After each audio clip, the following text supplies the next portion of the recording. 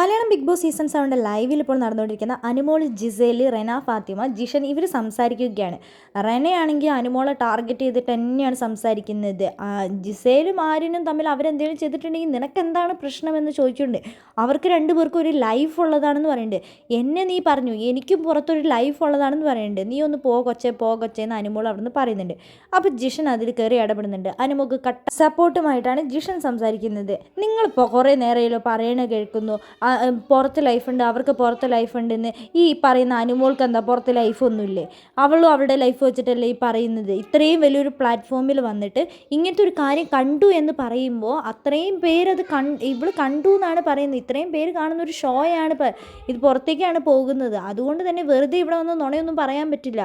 അതുകൊണ്ട് അനുമോളുടെ ലൈഫിനെ അത് ബാധിക്കും. ആര്യൻ അനുമോളുടെ പുറകെ നടന്നു, അനുമോൾ ആര്യൻ്റെ പുറകെ നടന്നു എന്നൊക്കെ പറഞ്ഞുകൊണ്ട് ഇവിടെ കിടന്ന് അവൻ കുറേ കാര്യങ്ങൾ വിളിച്ച് പറയുന്നുണ്ടല്ലോ. അതൊക്കെ ഇവളുടെ ലൈഫിനെ ബാധിക്കില്ലേ? ബാധിക്കും ചേട്ടാ, എല്ലാം ബാധിക്കും ചേട്ടാ. അവൾ ചെയ്ത കാര്യങ്ങളാണ് ഞങ്ങളിവിടെ പറഞ്ഞത്, ഞങ്ങളല്ലാത്ത ഒറ്റൊരു കാര്യവും പറഞ്ഞിട്ടില്ല എന്ന്. ഇതെല്ലാം കണ്ട് ആസ്വദിക്കുന്ന ഒരു ബിന്നി കുത്തിത്തിരിപ്പ് അപ്പുറത്ത് മാറിയിരുന്ന് സ്ക്രീൻ സ്പേസിൽ ഏറ്റവും കൂടുതൽ ഫസ്റ്റ് റാങ്ക് കൊടുത്തത് ജിസേലിനായും കൊണ്ട് ഒരു കസേരയും കൊണ്ടിട്ടിട്ട് അവിടെ ഇരുന്ന് സ്ക്രീൻ സ്പേസ് ഉണ്ടാക്കിക്കൊണ്ടിരിക്കുന്നുണ്ട്.